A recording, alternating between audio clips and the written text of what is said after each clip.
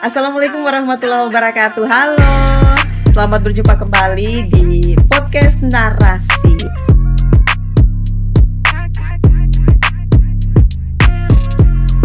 Tentunya disinilah tempat dimana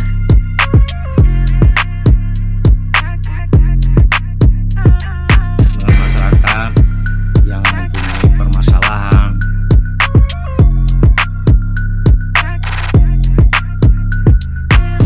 bagaimana kita salurkan komunikasi kepada masyarakat.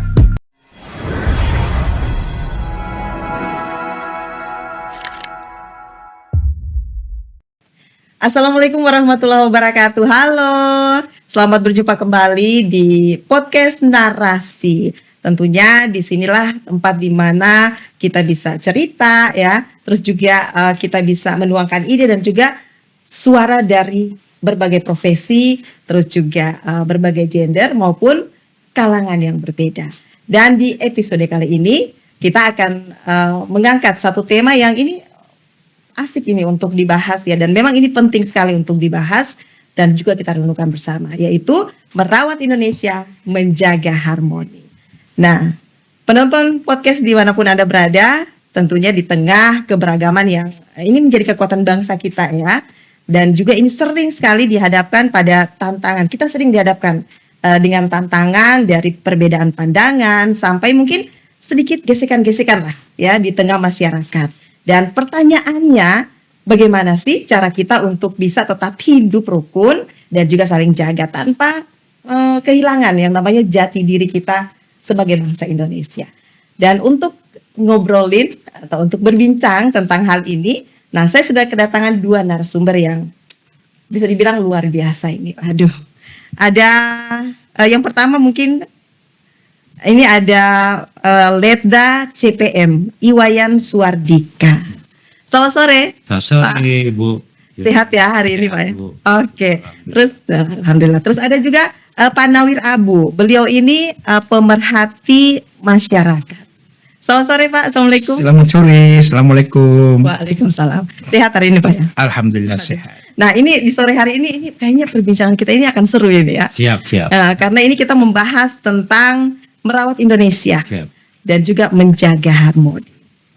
Oke, tapi sebelum tentunya kita lebih dalam lagi membahas tentang merawat Indonesia, menjaga harmoni, mungkin kita bisa sharing-sharing dulu ini. Saya mungkin ke Pak Letda CPM Iwayan Suardika. Siap. Dan penonton podcast, tadi saya lupa ya informasikan saking gugupnya ya di depan kedua narasumber saya ini ya, yang ganteng-ganteng.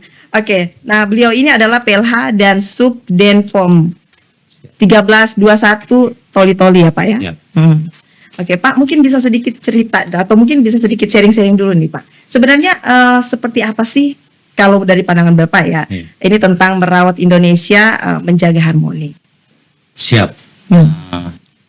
Kita merawat Indonesia menjadi harmoni itu sangatlah penting sekali. Sangat penting. Ya, sangat penting karena itu merupakan fondasi menuju keharmonisan dan kesejahteraan masyarakat. Ini kita ini kan bukan hanya berbicara masalah adanya konflik ataupun tidak. Ini salah satu yang harus kita jaga bersama-sama, karena tanpa persatuan kemajuan negara kita sudah pasti tidak ada. Bisa meningkatkan tanpa keharmonian tidak akan ada keamanan seperti itu. Oke, nah kalau ini dari Pak Iwayan Suardika. Nah, kalau saya ke Pak Nawir dulu. Kalau Pak Nawir, kalau menurut Pak Nawir sendiri, seperti apa itu merawat Indonesia, menjaga harmoni? Oke, terima kasih. Sebagaimana judulnya pada hari ini, merawat Indonesia, menjaga keharmoni. Tentu kita sebagai pemerhati masyarakat, langkah-langkah yang ini kan adalah saluran komunikasi yang efektif kepada masyarakat, agar di situ tercipta dalam satu tercipta keamanan, kedamaian, adakan pendekatan dengan masyarakat, sehingga tidak ada perbedaan pendapat. Lanjut, bahwa yang paling penting, masyarakat itu kan tidak semuanya memiliki pemahaman atau SDM yang sempurna. Nah, justru kita sebagai pemerhati masyarakat, insya Allah kami akan kerjasama dengan instansi terkait agar kita memberikan dukungan moral, motivasi mereka bagaimana sih menjaga Indonesia dengan membangun harmoni. Tentu yang kita buat itu adalah berikan pandangan-pandangan yang sudah ini dan tanpa menimbulkan hal-hal ketersinggungan, terutama adalah bahasa etika komunikasi yang paling penting, Bu. Etika komunikasi yang penting ya, itu seperti itu, baik.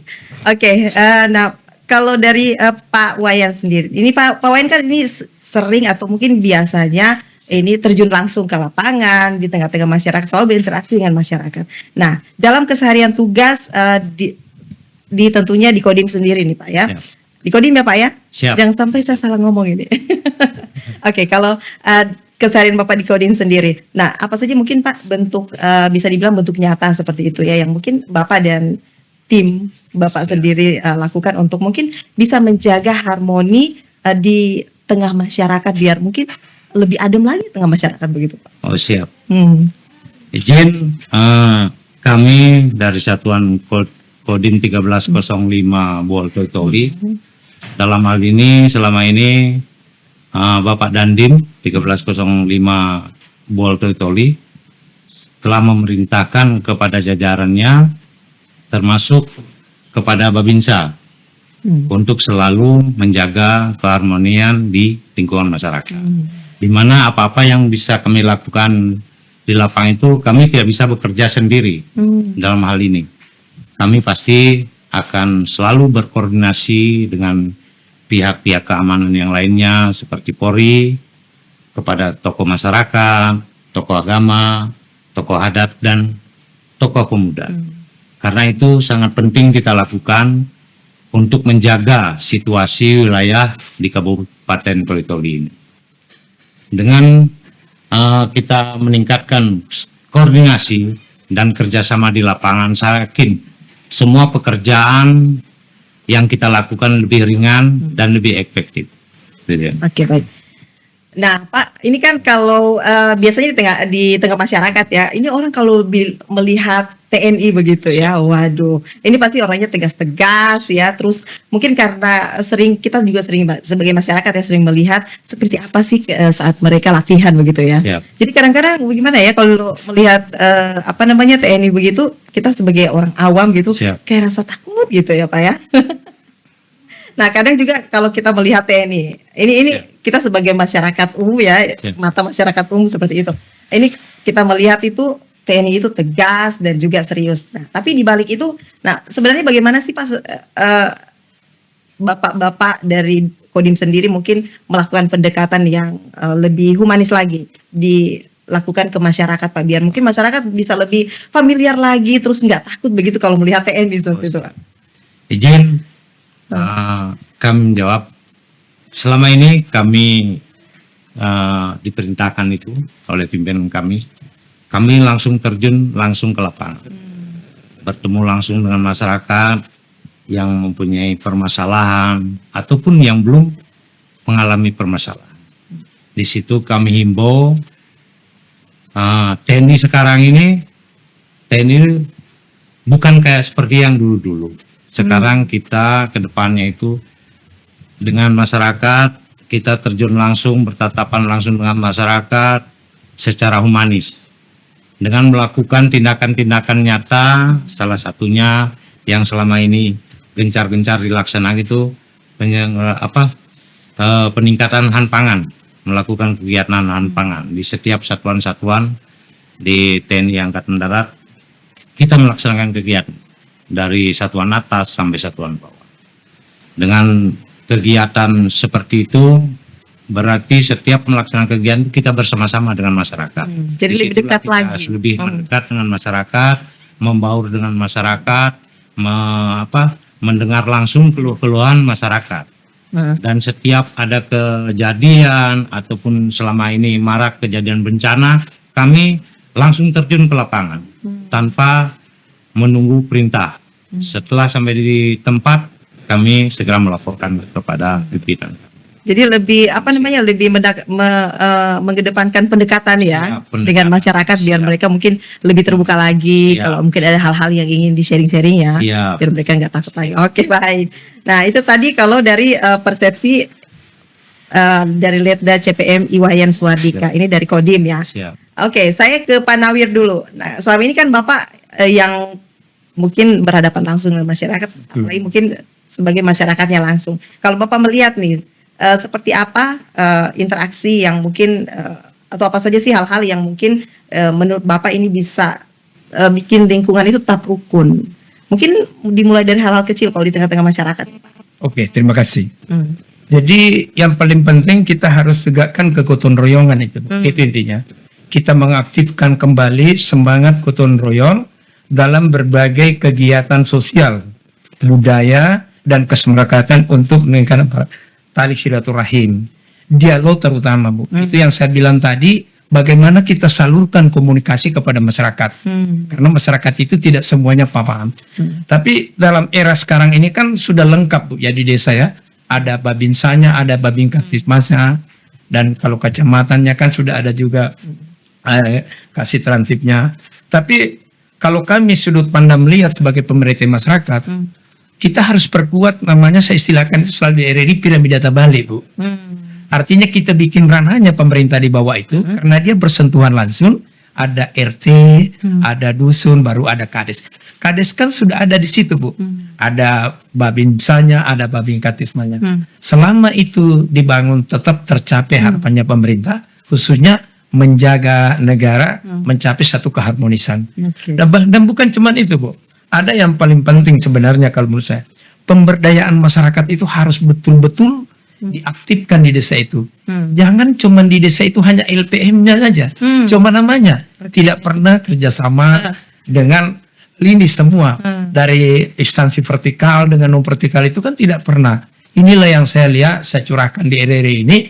Saya anggap RRI ini sudah bisa menampung semua apa undang-undang kita sebagai pemerhati masyarakat di Kabupaten Toli-Toli, agar di situ mencipta satu ruang-ruang dialog antara masyarakat satu dengan yang lainnya, membangun hubungan silaturahim, membangun silaturahim agar mencapai tujuan seperti narasi yang dibicarakan hari ini, yaitu merawat Indonesia, menjaga keharmonisan antara satu aliran kepercayaan dengan yang lainnya, Bu. Ya, tapi begini Pak Nawir, kan di tengah masyarakat yang beragam, bisa dibilang majemuk seperti itu ya, Pak ya, beragam suku, agama, begitu, maupun mungkin adat istiadat di daerah. Nah, ini bagaimana mungkin Pak, kalau Bapak melihat ini, cara kita sebagai warga untuk bisa membangun rasa mungkin saling menghargai antar warga, dan mungkin kalau di kehidupan sehari-hari, apakah Bapak sudah melihat implementasinya di tengah-tengah kehidupan ini, Pak? Oke, makasih.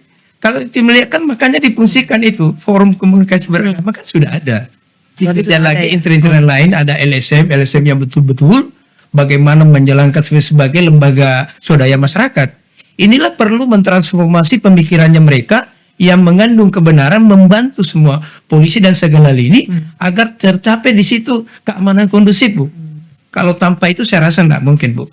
Kalau mengenai perpelesehan keyakinan agama itu tergantung. Makanya kita di tengah masyarakat itu bagaimana kita hadir di situ, saling mengingatkan, bukan saling mengajari. Terutama diri saya sendiri. Jangan sampai, makanya saya bilang intinya kita itu sebagai pemerintah masyarakat ada 3 hal itu, Bu. Etika komunikasi, etika hukum, etika agama. Itulah yang didahulukan agar tidak ada ketersinggungan antara perbedaan agama dengan perbedaan yang lain. Oke, baik. Nah, itu tadi kalau dari Pak Nawir ya, kalau tadi kata Pak Nawir ya, ini Pak Densub katanya mungkin untuk menjaga atau merawat Indonesia, menjaga harmoni itu seperti tadi contoh. Ada banyak contoh yang sudah disampaikan sama Pak Nawir tadi. Contohnya mungkin dengan adanya LSM ya, kita mungkin sama-sama bersama LSM atau mungkin organisasi-organisasi di tingkat daerah begitu ya, Pak. Nah, kalau dari Pak Dansub sendiri, nah Pak, mungkin ada tidak Pak, mungkin pengalaman yang paling berkesan ya, yang mungkin pernah Bapak alami ya, ketika terlibat langsung dalam kegiatan masyarakat yang mungkin tujuannya ini mempererat persatuan dan kesatuan bangsa. Siap. Kalau tadi kan Pak Nawir sudah memberikan penjelasan, mungkin dengan contoh-contohnya seperti itu, Pak. Siap. Izin untuk menjaga keharmonian, istilahnya ada beberapa hal. Saya sampaikan dulu ada beberapa hal yang menurut kami ya, yang perlu dilakukan. Yang pertama itu kita mulai sejak dini kita harus mulai menanamkan nilai-nilai toleransi. Karena nilai toleransi ini tidak lahir seperti itu, perlu diajarkan sebenarnya. Perlu diajarkan. Itulah tugas kita sebagai orang tua, sebagai tokoh agama, tokoh adat, dan tokoh pemuda, mengajarkan ke anak-anak kita, remaja-remaja kita, pentingnya sikap toleransi itu, sikap saling menghargai, menghormati antar lapisan masyarakat. Dengan terbentuknya itu saya yakin keharmonian, untuk menjaga keharmonian itu sudah pasti akan terwujud. Yang kedua, kita selalu menjunjung selalu peduli dan seperti Bapak sampaikan tadi Pak Nawer, kegotong royongan. Itu kan warisan nenek moyang kita. Dari dulu saya ingat sama si kecil itu, kita selalu setiap masyarakat membangun apa, pasti selalu bergotong royong. Dengan melakukan kegiatan tersebut secara tidak langsung, hubungan masyarakat itu sesama individu itu akan bagus.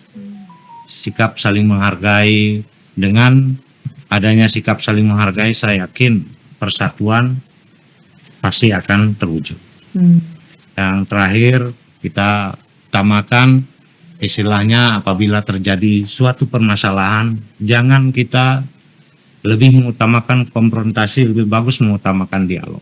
Disitulah kita libatkan tokoh-tokoh, semua tokoh masyarakat, tokoh agama, termasuk dari pihak keamanan, biar tidak kejadian tersebut tidak meluas lagi. Yang terakhir, tugas itu semua kita harus melibatkan semua elemen, seperti karena itu bukan hanya tugas dari pemerintah daerah saja atau pemerintah pusat ataupun petugas keamanan TNI Polri, itu tanggung jawab kita semua sebagai elemen masyarakat.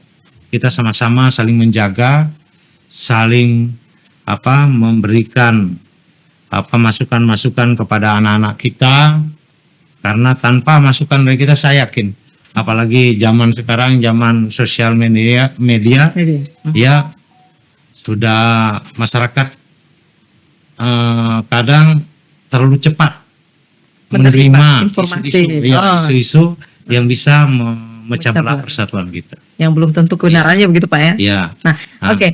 Dalam kehidupan ini Pak, pernah tidak, atau mungkin selama Bapak menjabat ini ya? Siap. Selama Bapak bertugas begitu, pernah tidak Bapak mungkin menghadapi situasi di mana konflik, bagaimana ya, kalau bisa mungkin konflik nyaris memecah belah persatuan masyarakat. Dan bagaimana nih Pak, untuk cara mengantisipasinya biar tidak sampai terjadi hal tersebut? Kami cerita sedikit ya. Pengalaman kami, waktu kami Sersan 2, kami tempatkan pas tahun 2000 itu kami ditugaskan di Ambon. Pas waktu itu memang situasi konflik. Di situ kami lihat ya, namanya situasi konflik, situasi wilayah kan tidak terkendali waktu itu.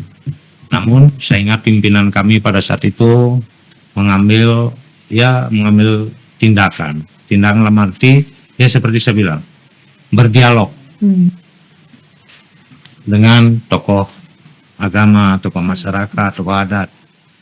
Setelah dilakukan pertemuan, mediasi syukur sekarang situasi keadaan di Ambon sana sudah mulai kondusif. Kedua, di Palu juga pernah kami alami juga kejadian antar kampung. Itu dulu kejadian itu sudah dianggap biasa, Bu, ya. Sampai dianggap biasa karena sampainya pimpinan kami itu bagaimana caranya mencari solusi waktu itu. Waktu itu sudah pas pembuatan tempatnya prajurit, perumahan prajurit ditempatkan dari sana. Tapi syukur dengan di kebijakan pimpin itu, sejak itu tidak pernah kejadian lagi.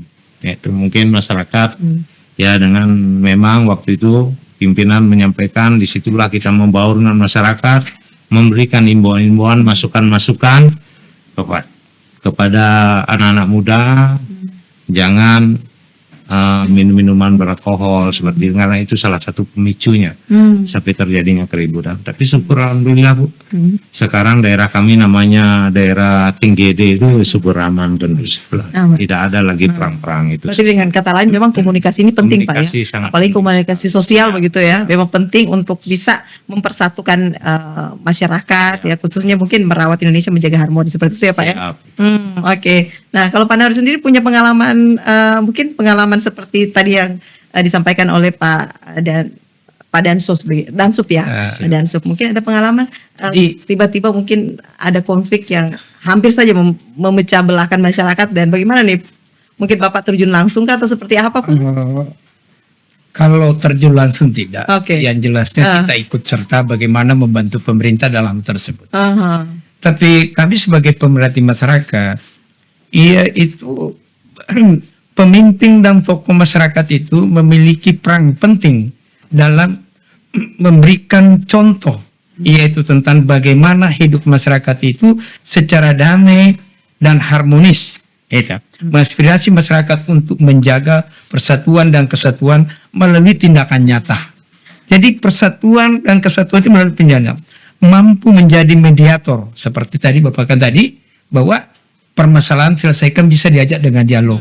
Mediator dalam menyelesaikan konflik yang terjadi masyarakat dengan upaya bersama dengan komitmen dari seluruh elemen-elemen masyarakat, semangat hidup itu berdampingan secara damai dan secara dalam menjaga kesatuan. Perbedaan dapat terus ditingkatkan sehingga tercipta kehidupan masyarakat harmonis, sebagai judulnya hari ini, narasi harmonis. Itu adil dan sejahtera Bu. Oke. Tapi Pak, bagaimana cara Bapak untuk bisa mungkin menyampaikan begitu ya nilai-nilai toleransi dan juga persatuan, khususnya mungkin kepada anak-anak muda? Apalagi kan kita lihat bersama bahwa seperti tadi kata Pak Dansup bahwa ini memang digital ini memang semakin tidak terkendali begitu ya. Kalau kita tidak pintar-pintar memfilter ya, pasti ini akan kebablasan. Nah, bagaimana ini Pak? Jadi kebetulan beberapa bulan kemarin saya sudah dipanggil sebagai orator di SMA. Kita sampaikan bahwa gunakanlah ponsel itu tepat guna. Jadi jangan sampai tidak tepat guna.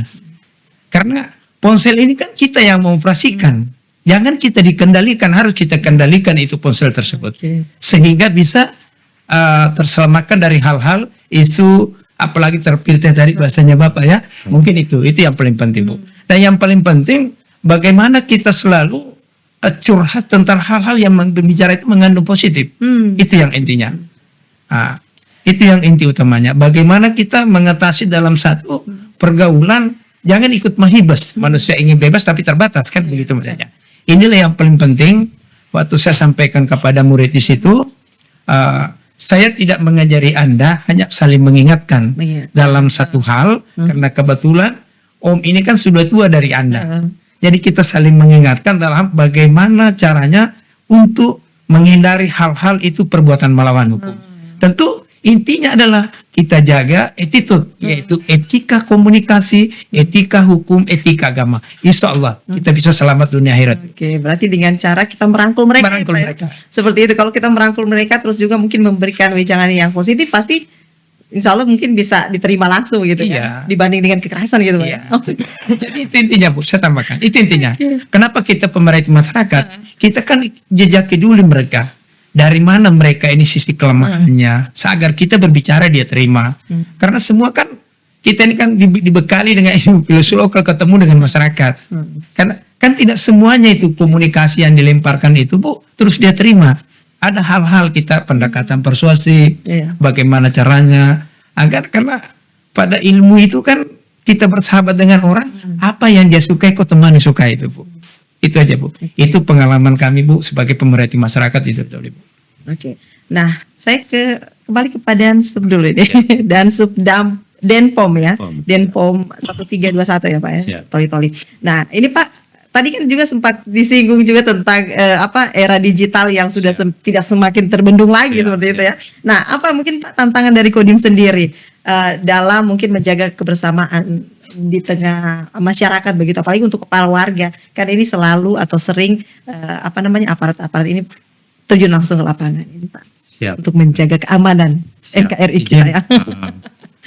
Langkah-langkahnya itu Eh, salah satunya kita melalui pendidikan, bisa melalui penyampaian langsung, edukasi gitu ya ya. komunikasi langsung dengan anak-anak.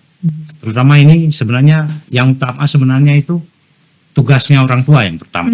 Itu yang harus sebenarnya yang menjadi ujung tombak. Karena orang tua ini yang pertama yang harus memberikan edukasi, penyampaian-penyampaian yang baik dengan gurunya. Kedua, tokoh agama. Tokoh agama di setiap kegiatan keagamaan disampaikanlah. Nah, jangan menerima sesuatu yang belum pasti. Bisa kita filter mana informasi yang benar-benar yang dapat merugikan lingkungan kita, termasuk merugikan diri sendiri. Apalagi sekarang gencar-gencarnya judi online itu. Sekarang kan banyak, itu termasuk salah satu perang. Negara kita kan lagi perang dengan judi online. Juga Ya, itu sangat oke. meresahkan sekali. Judul. Itu sangat meresahkan. Makanya ini peran orang tua yang pertama, yang sangat-sangat penting. Oke. Selalu memberikan, selalu melakukan pengawasan, terutama kepada anak-anaknya, handphonenya selalu melakukan pengecekan, himbauan, edukasi, selalu selalu berkomunikasi dengan anaknya. Gitu. Oke, tapi bagaimana Pak Kodim sendiri mungkin memandang peran generasi muda ini dalam menjaga keutuhan NKRI? Ya, kalau kita sendiri Bu, selama ini kita melaksanakan terjun langsung ke lapangan. Kita bukan hanya bekerja sendiri, seperti yang saya sampaikan tadi. Yang pertama, kita selalu berkomunikasi, menjaga komunikasi dengan pihak keamanan seperti TNI Polri, kan, berkomunikasi dengan tokoh masyarakat, agama, termasuk tokoh pemuda. Dalam setiap kegiatan itu pasti kita membuat suatu kegiatan, setiap acara membuat kegiatan-kegiatan dengan masyarakat, mau bakti bersama, salah satu contohnya menjaga kebersihan lingkungan, dalam menyambut 17 ini pasti akan kami ada membuat suatu kegiatan-kegiatan di setiap desa. Disitulah kita masing-masing Babinsa itu sudah punya tugas masing-masing sesuai wilayah binaannya. Di situ mungkin nanti berkoordinasi dengan kepala desa, dengan tokoh masyarakat di sana, dengan tokoh agamanya. Gitu. Guna untuk menjaga keakraban ya ketika masyarakat begitu ya, antara aparat dan juga masyarakat gitu. Oke. Nah, terakhir mungkin sekaligus closing, mungkin saya ke Pak Letda CPM Iwayan Suardika ini sebagai PLH dan Subdenpom 1321 Tolib. Nah, Pak, mungkin terakhir apa pesan yang mungkin ingin Bapak sampaikan untuk para pendengar podcast ya di hari ini, agar mungkin kita semuanya ini ya sebagai masyarakat ya bisa terus merawat Indonesia dengan semangat, karena kan NKRI itu harga mati kata orang. Ya, betul. Bukan cuma kata orang, memang harus itu NKRI itu memang harus harga mati. Nah, ini seperti apa Pak mungkin pesannya? Ya, pesan kami dari Satuan Kodim 1305 Boltoikoli, jangan berhenti mengobarkan semangat persatuan untuk menuju keharmonian. Karena persatuan itu merupakan tulang punggung yang utama, faktor pendukung kita menjadi bangsa yang hebat. Tanpa persatuan, saya yakin kita tidak akan bisa menikmati seperti sekarang ini, menikmati kemerdekaan kita. Nenek moyang kita sudah dari dulu sudah memberikan semboyan kepada kita, yaitu semboyannya Bhinneka Tunggal Ika, berbeda-beda tapi tetap satu jua. Disitulah, dengan walaupun kita penuh keberagaman, penuh perbedaan, tetapi kita harus bahu-membahu mempertahankan persatuan ini. Dengan kita bersatu, saya yakin bangsa kita akan jadi bangsa yang hebat, bangsa yang kuat. Baik, nah kalau Pak Nawir sendiri, terakhir mungkin Pak Nawir juga ini, pesan apa yang mungkin ingin Pak Nawir sampaikan untuk para pendengar podcast agar kita semua ini bisa terus merawat dan juga menjaga Indonesia dengan semangat? Kalau saya singkat ya, saya selalu himbaukan aja begini. Hindari perbuatan melawan hukum, ingat keluarga Anda agar tercipta keamanan kondusif. Itu mungkin yang paling penting. Paling penting itu ya. Oke, singkat padat dan jelas. Oke, baik penonton podcast kita di hari ini tidak terasa ya. Waduh, kayak singkat sekali waktu hari ini. Masih pengen berbincang cuma karena ya itulah. Sepertinya teman saya sudah memberikan kode ya. Oke, akhirnya tadi dari obrolan tadi tentunya di Temu Narasi kali ini kita bisa mengambil tentunya kesimpulan bahwa memang kita harus selalu menjaga harmoni ya, merawat Indonesia, menjaga harmoni di sekitar kita. Begitu ya Pak ya. Dengan seperti itu mungkin Indonesia akan lebih baik saja dan tidak mudah dipecah atau terpecah belah ya. Tidak mudah mungkin diobok-obok oleh orang luar begitu Pak ya. Karena NKRI adalah harga mati. Oke, jangan lupa juga penonton follow podcast kami ya. Podcast Temu Narasi ya di YouTube kami di RRI, dan juga kalau memang episode ini bermanfaat mungkin bisa dibagikan. Sampai ketemu di episode berikutnya. Tetap jaga hati kita, jaga harmoni, dan juga salam damai. Saya Wahinwa mengucapkan terima kasih. Wassalamualaikum warahmatullahi wabarakatuh.